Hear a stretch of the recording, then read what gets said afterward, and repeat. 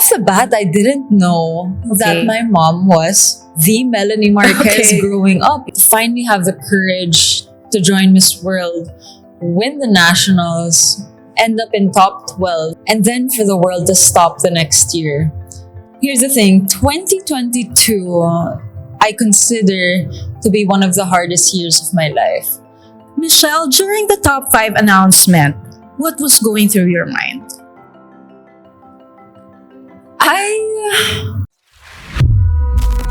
So what is your next move?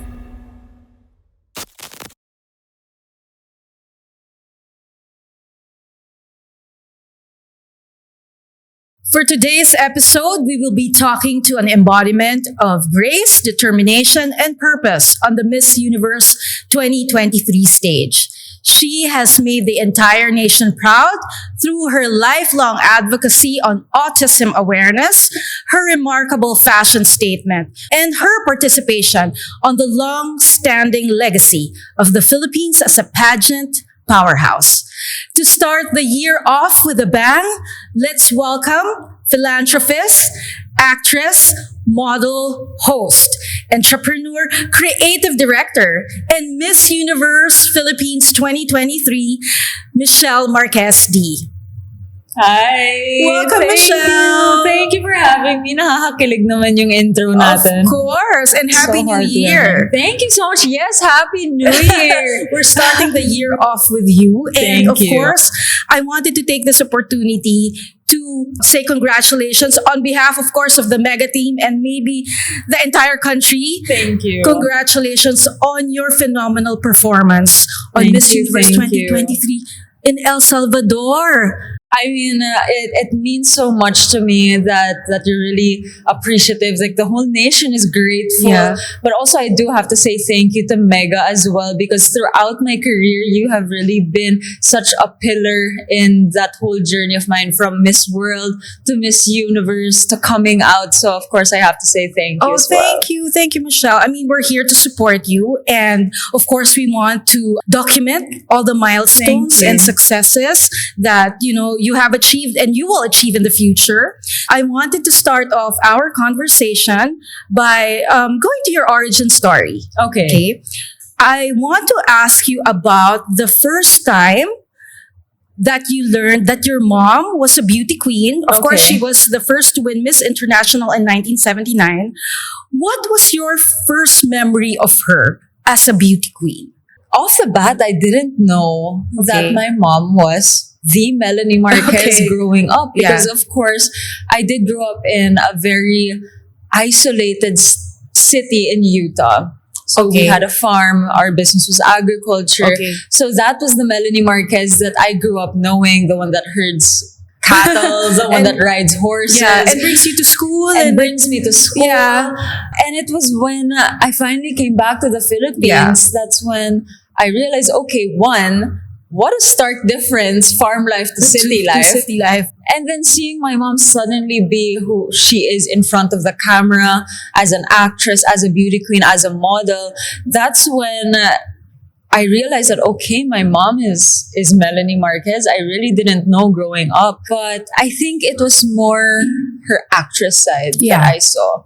And the beauty queen side was stories that I would hear because she is who she was. Yeah, because at that time, she was active in show business and an actress. And I'd assume, would she bring you to shoots? Or? She would. I mean, don't tell my teachers, but a lot of those days when I was absent was because I was such a mama's girl. I really wanted to be her tail, so I would go with her to shoots. Sometimes she's off the taping, I'm off to school, and I'd be like, Mom, can I come? So I would call in sick. Oh, wow. So that's why. If you didn't attend class, in those early years, did you know what it meant to be a beauty queen? No, not at all. Absolutely not. I have always been a creative. Yes. So having a camera, I had one. I had my first thanks to my dad when I was very young. And of course, seeing the behind the scenes experience through tailing my mom also, I think that kind of gave me that creative spark and that subtle spirit. interest in being in the showbiz industry. Okay. However, there was no pressure from my family, my mom, my dad, who was also in the industry. There's no pressure from them whatsoever, especially to join beauty pageants. Because growing up, I was very tomboyish. I was an athlete. I was the polar opposite of what you'd expect a beauty queen to be. So no, it wasn't something I dreamed of becoming. So you said you were an athlete. Where did you get that, interest? Or did it come natural for you? You excelled in sports? I have one sister, one older sister. And we always like to say that if you split my mom's personality into two, I got her masculine, athletic side.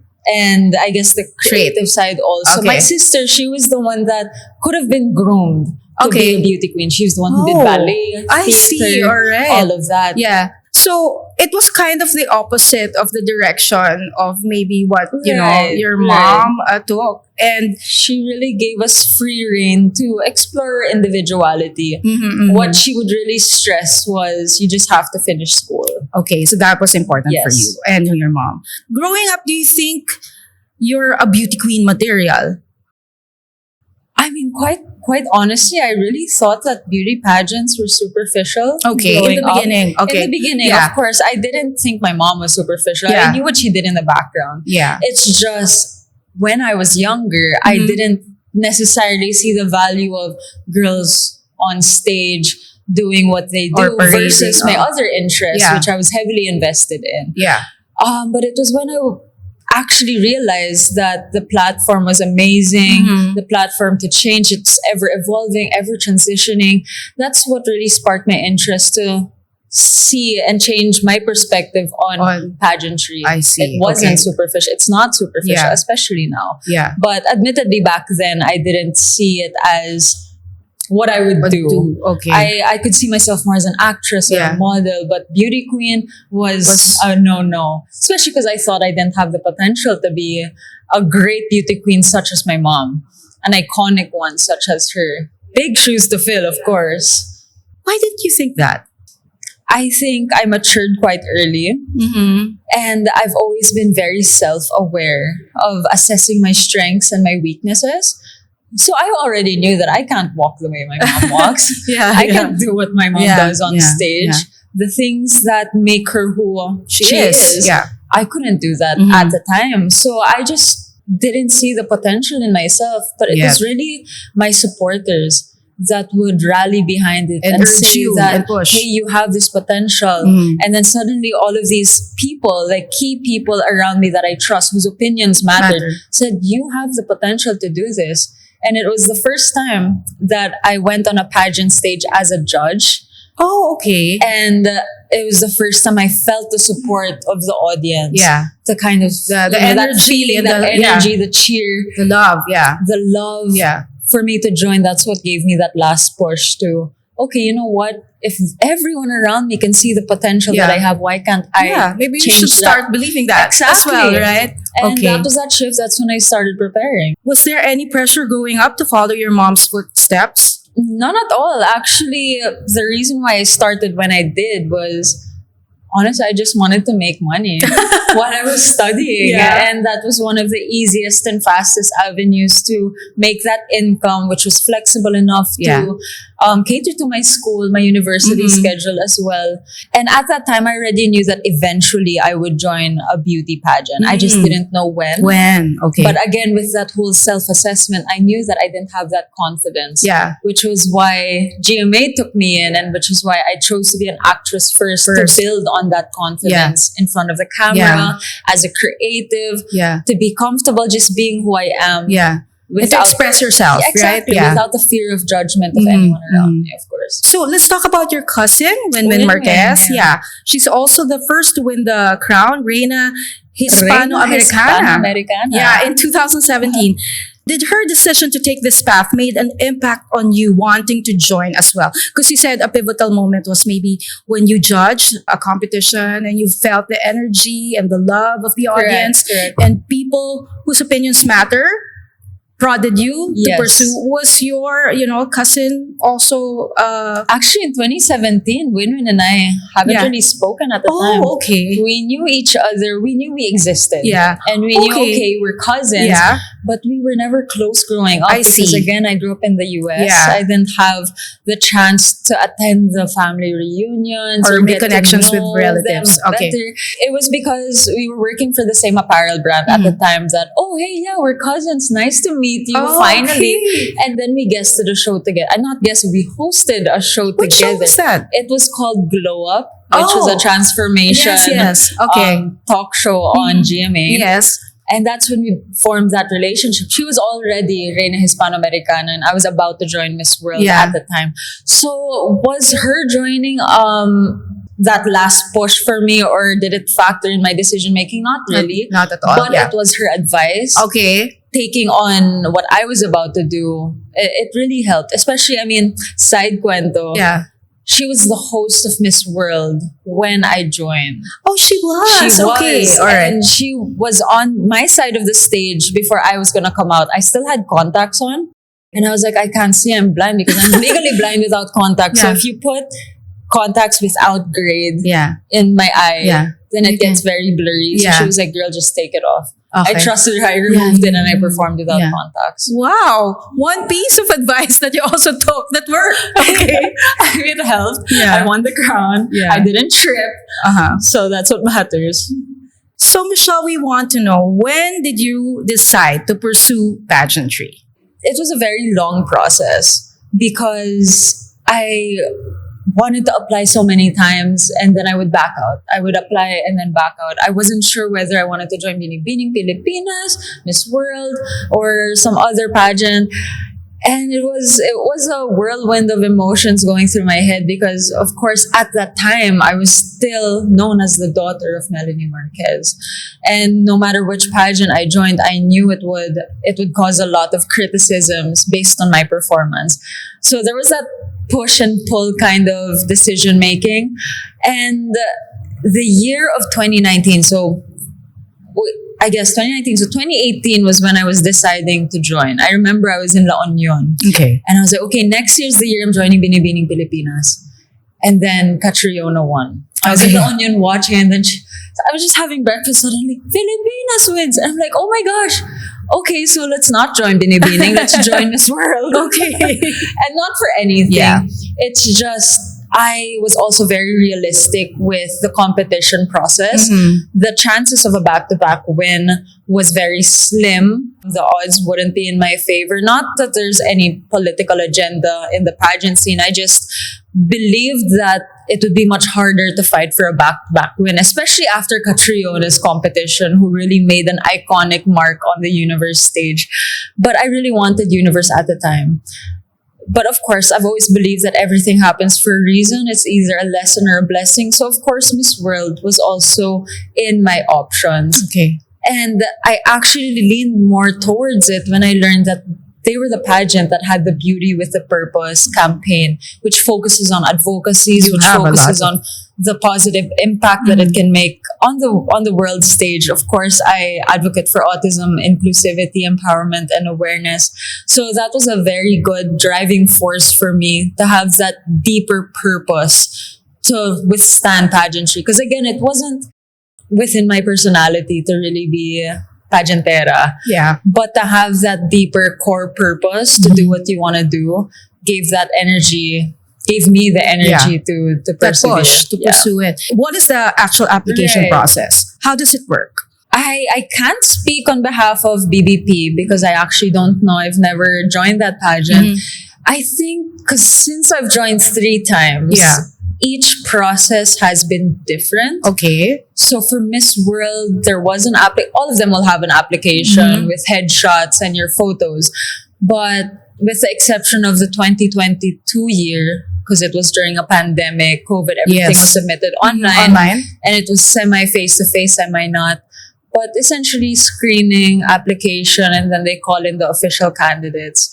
It's different now though, because I know Miss Universe Philippines will not be screening the women anymore. Okay. So they have accredited partners for the year of 2024.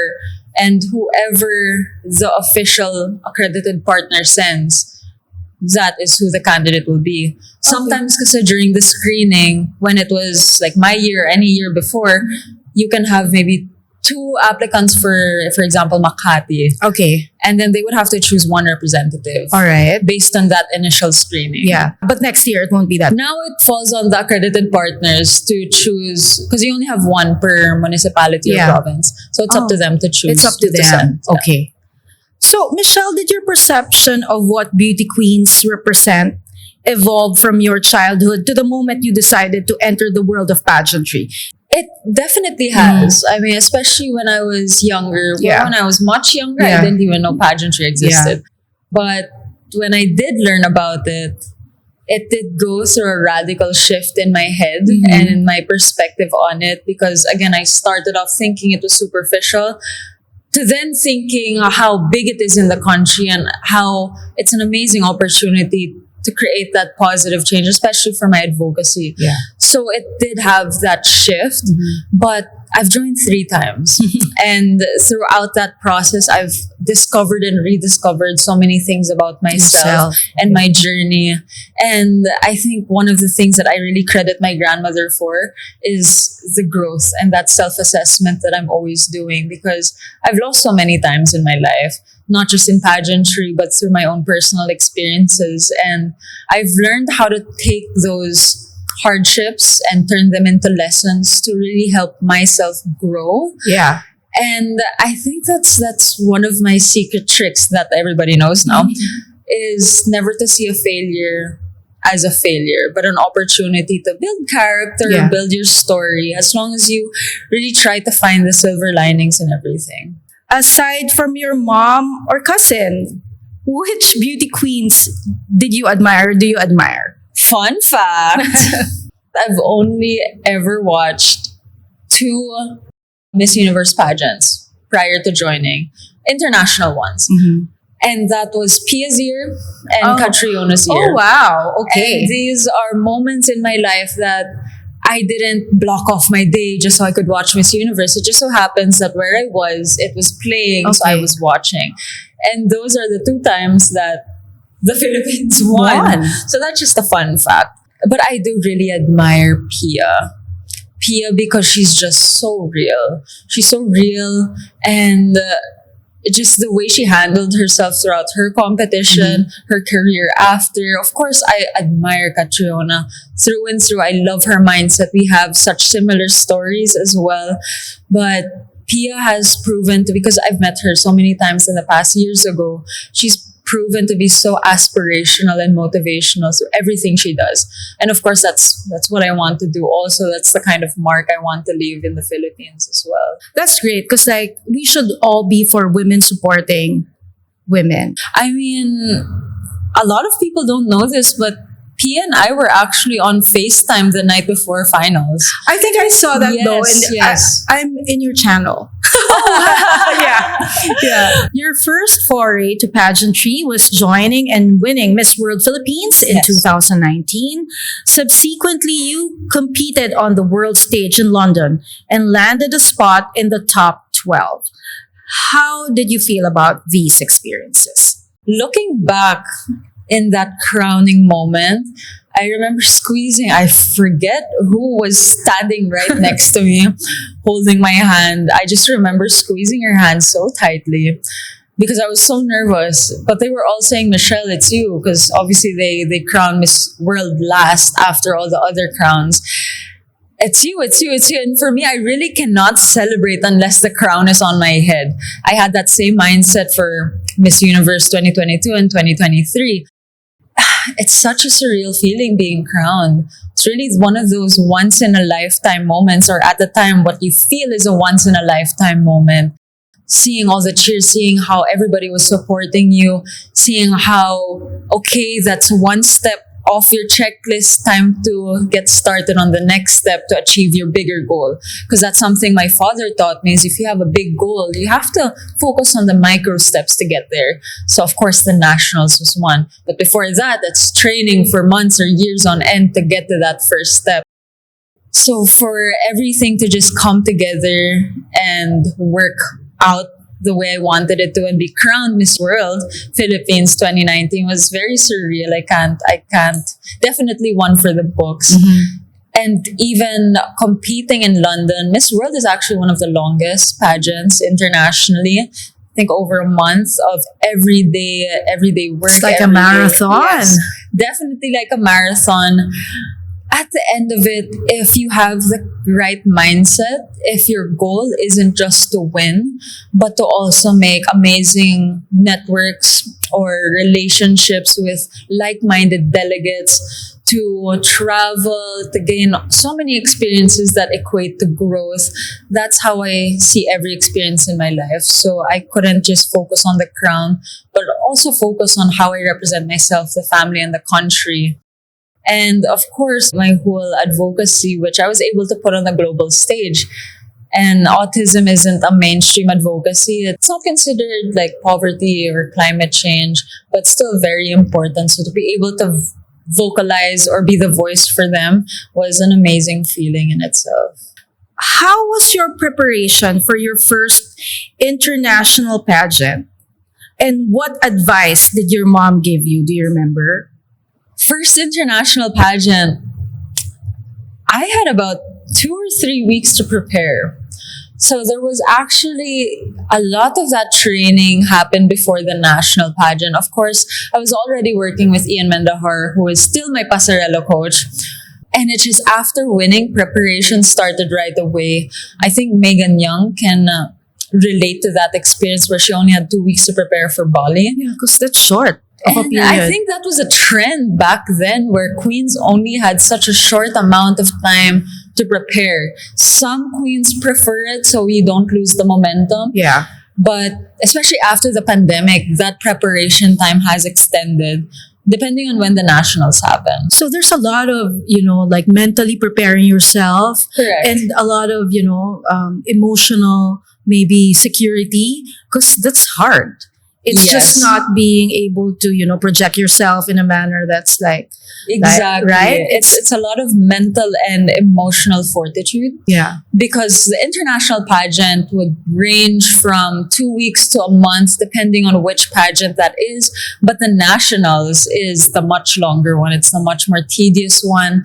It really demands a lot of time and commitment. Because, of course, to represent a pageant powerhouse country as the Philippines, of course, each organization wants to make sure that they find the right girl.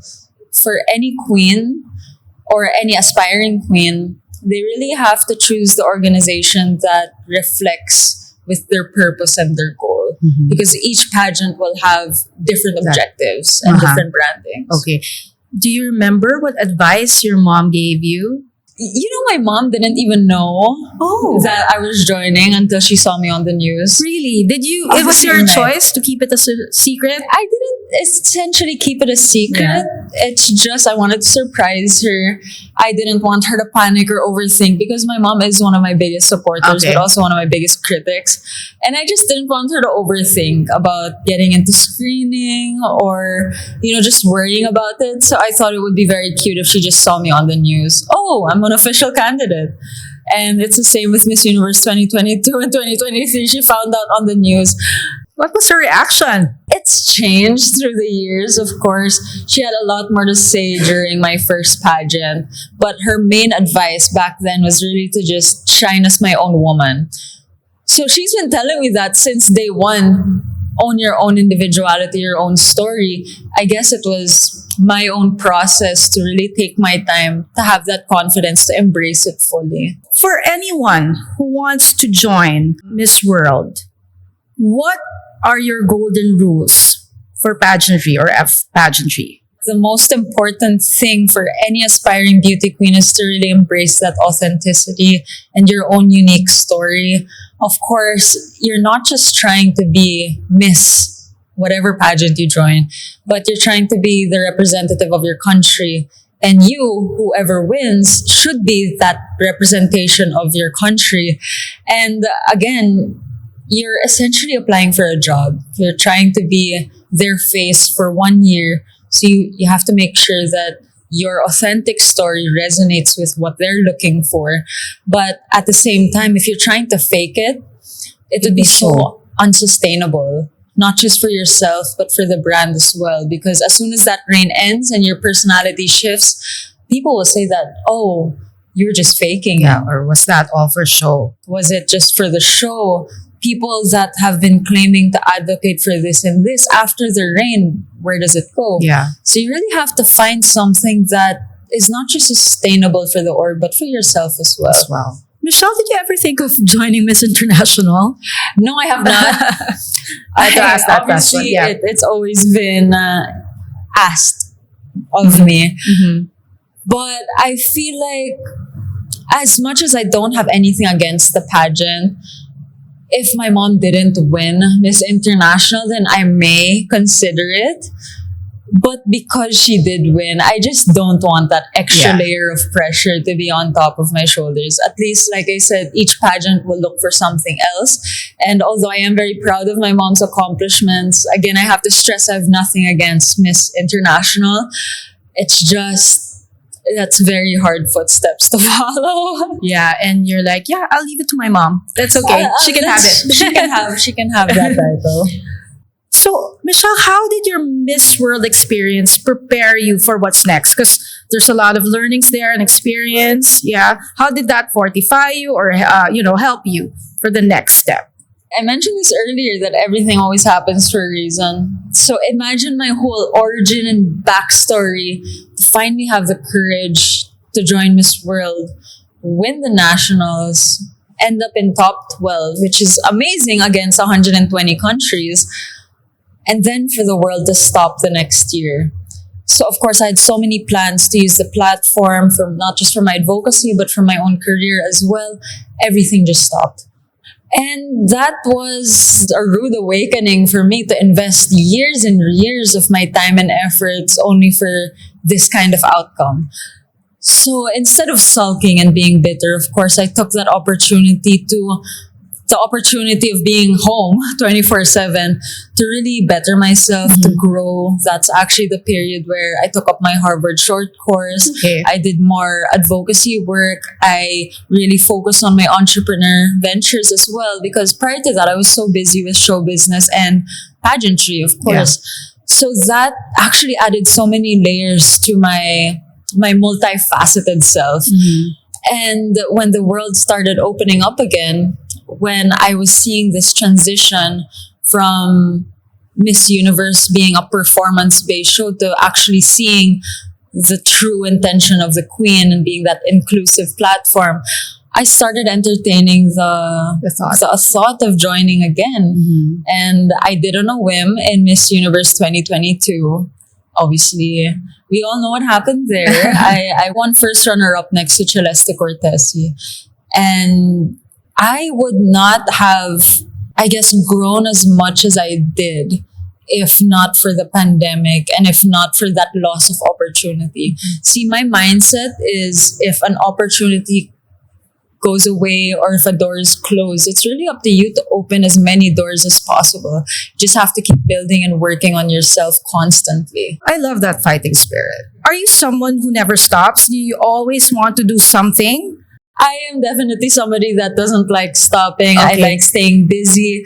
But this is where I'm very grateful to have grown up in the US because that upbringing really taught me the value of hard work. I did not have yayas. I did my own chores, and I did chores so I could get allowance because I was taught at a very young age that you should work to get what you want. And it's that mindset that turned over to my older years that if I want something to happen for myself, I shouldn't wait for that opportunity to be given to me. I should assess what this goal needs, what is required of me. Is it something that I can manage?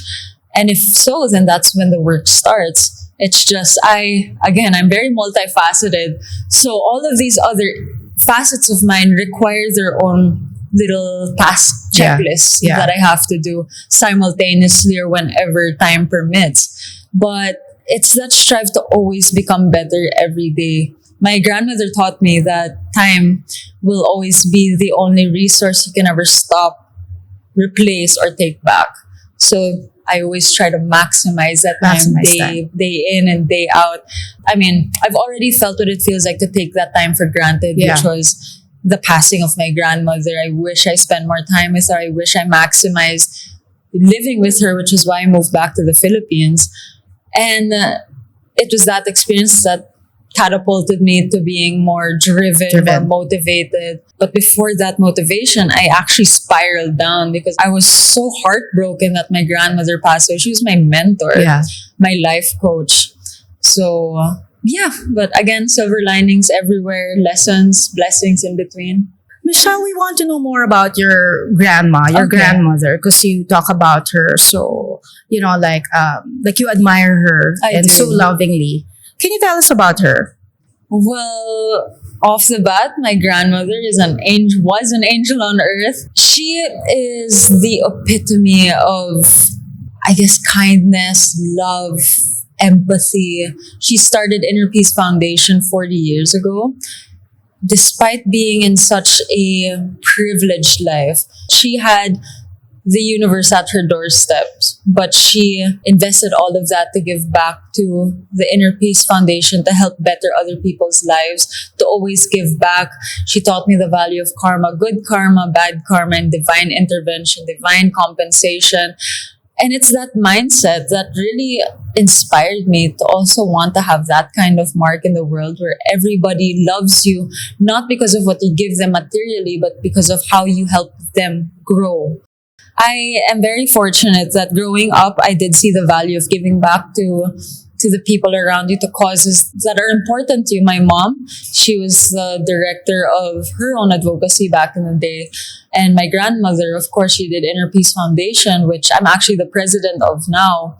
And it's amazing when you see people with such grand statures and of course, their Still have capacity, time they still prioritize other people. And I feel like that's why they've received such great success, because again, that's divine compensation in its essence. All right, so now let's talk about your Miss Universe Philippines journey. Okay.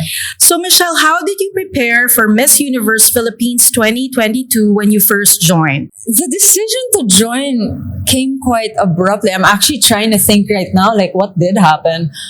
What prompted me to join? Was there a pivotal... There's always, because I never plan too far ahead, because I try to let life run its course, and then I look for a sign from the universe to eventually join. And I know my sign that year was a sudden vacancy in my schedule. Okay. And not that I wouldn't make time for Miss Universe. I just felt like there was certain opportunities that it was so big for my career that got canceled. And I was like, okay, that's the sign. You always want to look at things in a universe way. But admittedly, looking back at my 2022 journey, there are a lot of things that I wish I did better, that I focused on more. I think being the winner, a former Miss World Philippines, transitioning to Miss Universe, I won't say ego, but it's that, I guess, comfort from knowing what to expect, that I didn't train as hard as I should have. I didn't fill in my team as complete as I should have. I really just thought that my capacity and my capabilities could have taken me as far as I wanted it to go. And when I didn't win, of course, I have nothing against Celeste. I love her to death. She had an amazing year, amazing run. And I just knew where I messed up. And when you know where you messed up, and it's not just coronation night, it's my mindset, where I put my energy, what I invested time and energy into, so many things went wrong. Being first runner-up, what lessons did you learn? And what made you decide to join again? Here's the thing, 2022, I consider to be one of the hardest years of my life. So, of course, being so close to clinching the crown, but again, no hate to Celeste. She was very well deserving. To then, a few months after, both my parents got into accidents and my parents are divorced. So I did have to take on the responsibility of managing both families because my siblings are abroad. So I was the only one here in the Philippines managing my own career, my own businesses, the family's businesses, my mom's businesses. It was tough. Despite telling Celeste was actually the first one I told, despite telling them while we were in Milan, I believe that, okay, you know what? I didn't know I could still join again. So that's when I was like, you know what? Maybe I will. Maybe I'll start entertaining that thought to join right after. And it was those experiences throughout that year of uncertainty, struggle, hardships, I feel like gave me some of the best growth. I've always believed that God never gives you a problem unless you're strong enough to overcome them. In this case, I was given a multitude of problems, which I guess in its essence is both flattering but also very challenging because God believes I can handle them. And then December came. And that's when I really had to decide because suddenly GMA was offering me a role whose character sketch fits a dream role of mine. Action, assassin, martial arts, motorcycles. And then Miss Universe was happening. Miss Universe Philippines was happening as well. So I was like, okay, if there's a sign from the universe, now is the time to do that. Of course, Celeste then competed in New Orleans. And that's the first indication that Miss Universe in 2023 was making a shift towards focusing on advocacies. That force for change, transformational leadership, force for good.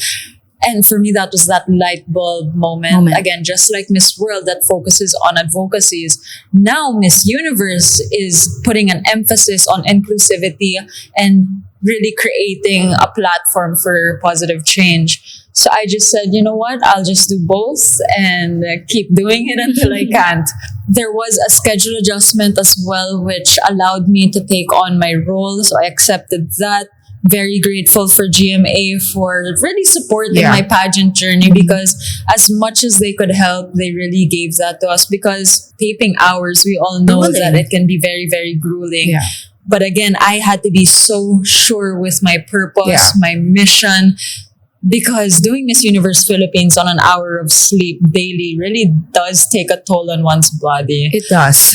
I would end taping at around 4, 5 a.m. My glam team for Miss Universe Philippines would arrive at 6. I would then get ready and then compete. So that was my whole routine, day in and day out. Until I think a week and a half before coronation night, I was rushed to the hospital. What happened? Because my body just took an absolute toll in itself from over fatigue, from the stress. And I'm very good at masking my stress. Yeah. But of course, things manifest internally. On my birthday is when it happened. Oh no, okay. So it was actually a jewel mare shoot for a sponsor of ours, the Crown sponsor. I'm wearing jewelry. By the way, it was our sponsor shoot for them that I was on the way to, and I just started bleeding profoundly, like profusely. Where in? Yes. That time of the month. Okay. Was supposed to be done, but it wasn't. Stopping. Yeah. And a few days after, I asked my OB to send me like a prescription to stop it. It had an adverse effect towards me. I see. So instead of stopping, it just increased tenfold. I got to the hospital. I think at the end of that day, I lost about 4 liters of blood. That's a lot. My whole uterine lining was filled with polyps, stress-induced polyps, which they had to surgically remove. They did advise me to pull out of the competition to rest. Of course, I didn't allow them to do that. And I signed the waiver because I knew that my purpose, again, that's why I stress on you have to have a better purpose, a bigger purpose, more than just the crown or the vanity of it. Because when you have moments of struggles like that, you have to divert back into why you're doing what you're doing. Your role. And I returned back to work the next day, competed, prepared. This was maybe like 3 days before we had to take a 6-day trip to Tacloban. So I just choose to say or to think I would have rather this happen here in Metro Manila than it happen in Tacloban while I'm in the province. Yeah. And yeah, the shoot that I missed, I ended up producing my own layout so that they had something to post. I guess what I wanted to inspire is that no matter what happens, I'll always give 100% of myself. I know what is required of me. So even if Jewelmer was so kind, so understanding, they said, you don't have to do this. I was the one who insisted, I want to do my part as a candidate. I know it's health, but allow me to do what I should do for the competition. And I think it's all about gauging yourself as well, Correct. whether you can really do it or not. Yes. And in a way, of course, you have to prioritize your health. But in the same light, if you really want to, achieve something, I think you're the kind of person, that will take on that challenge regardless, Yes. as long as you still can, right, Michelle? As long as I can, as long as I trust the process, of course. Of course. So, Michelle, tell us about your winning moment in Miss Universe Philippines 2023. Okay. How did it feel that you finally got that crown? I think it was very important for somebody like me to know the feeling of losing. And that goes for anything in your life. You have to know the feeling of sadness to appreciate happiness, the feeling of loss to appreciate gain. I really believe it was destiny for me. I hesitate to say lose because it's still a accomplishment to have first runner up. But I needed to feel that regret, that aspiration to become better because again, I knew where I messed up. Mm-hmm. So I wanted to make sure that my 2023 run was flawless, was perfect. Everything was executed according to plan. Of course, nothing is perfect, but everything happens for a reason. Mm-hmm. So once again, when they were still building the suspense before announcing, I couldn't celebrate until Makati was called because of course you already know how it feels like not for your city not to get called. Mm-hmm. And when Makati was called, I literally fell. I didn't fall, but I kind of bent down. My knees were so weak. Yeah. Because it's the months and the years that passed that led you to this moment. I really put in 200% of myself to make sure, especially for Q&A, because that's where I messed up in 2022. Especially in Q&A, put in so much hard work and dedication to perfect that. Or to at least give a better performance than my last performance. And it again, when I thought my Miss World Philippines crowning was a once in a lifetime experience, I didn't know I could be crowned again. And I did. And it's and a feeling surprise that yourself you really again. It's a feeling you really can't describe. It's amazing. I could imagine. Michelle, I wanted to ask you, what was your experience like representing the Philippines in El Salvador? Mm-hmm. Also, can you tell us about your creative direction? Because you're very hands-on with everything, the gown, the walk. We really felt you during the competition. And that's part of, I guess, how, the Philippines fell in love with you. As soon as I set foot in El Salvador, that was all execution already. Okay. The hard part is the planning and the preparing and making sure that you have everything down from whatever you need from day one all the way to the competition. Tools. The right tools. It's all about execution. And I knew I needed to work with the right team, the right people to delegate tasks to. Because you are right, I did have a foot in every single thing, as big or as small as possible. I just wanted to make sure that the vision that I had for my journey also reflected in what the creatives that surrounded me had as well. I'm very grateful because I had, Mark Bumgarner and his team for my gowns. Again, Ian Mendahar for my walk. I had BD Q&A, Mama Elman, Mama Roger for my Q&A. Yeah. And of course, the same glam team, Dave, Kimbao, and Ali Seboy. I had just so many key players that were helping me ensure that I best represent the country. But of course, the whole game plan was in my head. Yeah. There would be things that my styling team knew. Of course, I was styled by Ryuji Shiomitsu, of course, which I'm very grateful for. But there would be things that my styling team would know that my pasarela team wouldn't know. But everything was just in my head. Yeah. That had to just be executed properly and accordingly. You mentioned Mark Bumgarner, of course, and we have a plethora of incredible designers, of course, in the Philippines. Yes. But what led to your decision to collaborate with Mark Bumgarner? Actually, Mark and I have been friends for years. We've known each other for years. It's only this year that we actually became very, very close. And there was one conversation we had, actually, and I think Mark doesn't even know this yet. So this is a mega exclusive. It's when he said, okay, I can make your gown, because we all know he retired from pageantry already. I can make your gown, but don't expect it to be pageant patty. Mm-hmm. And I think subconsciously, that's what I super wanted. Not only did I know he's amazing at creating black designs, but also I knew that I wasn't pageant patty. Also, I didn't want a pageant patty performance. I wanted to break as many boundaries, change stereotypes, change the mold, change how your everyday woman sees beauty queens and believes that everyone can be a beauty queen in its essence.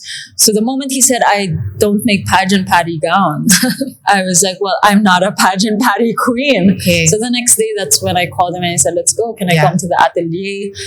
And it was the start of a beautiful relationship. Was it easy for that design process and that collaboration? Actually, yes, very easy. I give 100% credit to Mark Bumgarner and his team for conceptualizing all of my gowns. I only gave them basic MMD requirements, which was free the shoulders. If you're giving me a slit, put it on the right. Corset all the way.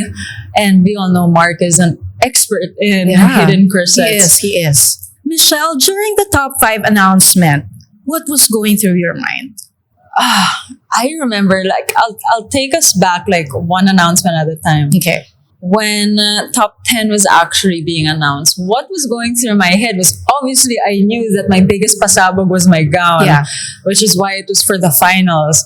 But I had to make sure that I got called into the top 10 for that gown to have that moment. And I remember it was, I think, whoever was the fourth to be announced, I was like, literally, I was thinking, if I don't get called, how do I release my gown? I was thinking about different marketing strategies already to release it.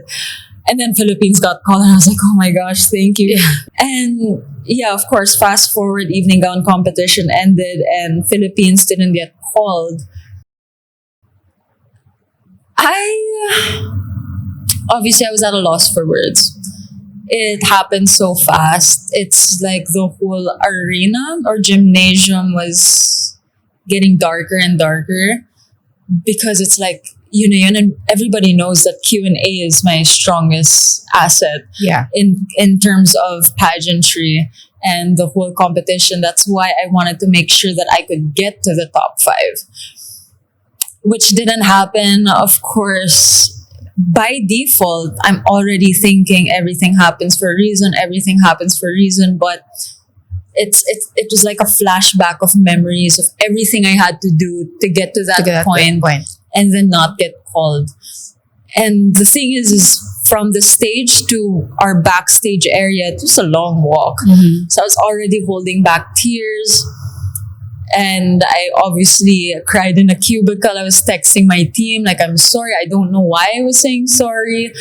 But I just apologized, went back to my little glam area. And then I saw the screenshots from the mistaken post.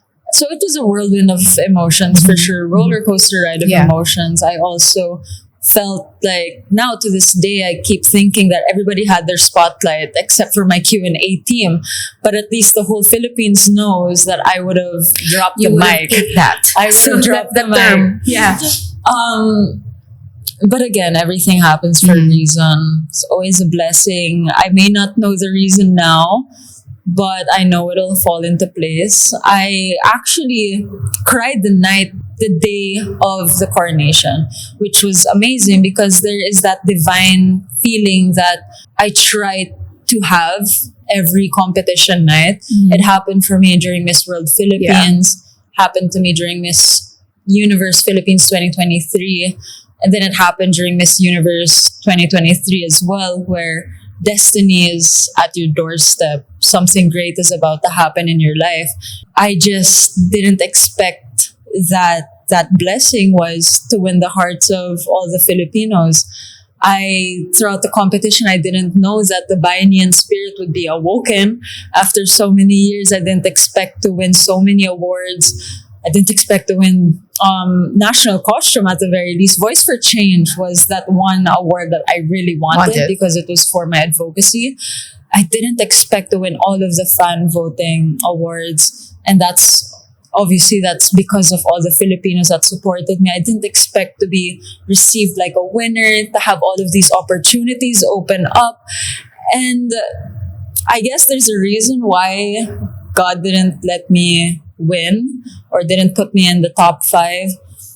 I won't get into any of the controversies, but I know it'll make sense not just to me, but to everyone around me. And I still came home feeling like a winner because of all the Filipinos. If there's any advice that I would give aspiring queens, it's really to have that mental fortitude. I was one of the most bashed Miss Universe Philippines winners. And to win the hearts of all the Filipinos through hard work, dedication, and just perseverance through and through. And of course, loving my country as much as we all do. It'll speak volumes. Yeah. About your work ethic. It's all worth it. Yes. Yeah. So, Michelle, having conquered the universe of pageantry and beyond, what's next for Michelle Marquez-Dee? All I can say is that it's very exciting times. I am blessed with so many opportunities that I'm just not at liberty to say, but from collaborations to, of course, showbiz projects, both here and internationally. I'm so excited for everything that I've set up, from my entrepreneurial side to my advocacies as well, to really flourish. Of course, I will always continue my advocacy work with Autism Society Philippines and my own foundation, which is Global Spectrum Initiative. Everything is so very exciting. It's just, when you ask me how do I see myself maybe 5-10 years from now, what would be my measure of success? I always say, I just want to be happy. Mm-hmm. I want to be happy, contented, and always living with a grateful heart, because I never know what life can throw at me. Mm-hmm. But as long as I have that perspective, then anything that happens will be a win. Michelle, thank you so much for joining us today. A lot of wonderful insights, and I really enjoyed our conversation. Hopefully, our listeners and followers got a lot of lessons as well. The honor is all mine. Thank you. We have flowers from Ginger Flowers. Oh, thank you. I love it. Is this ASMR? Okay. I always smell the flowers. So, Michelle, before we end, I want to ask you, Michelle, what is your next move? Oh, very easy. I will make it big and make it mega. Thank you so much, Michelle, for joining us today. Thank you so much. Thank you so much. Thank you for joining us on another episode of The Next Move. This has been your host, Pimi Reyes Isidro. If you enjoyed our conversation and want more updates, subscribe to the Mega Channel. Bye, everyone.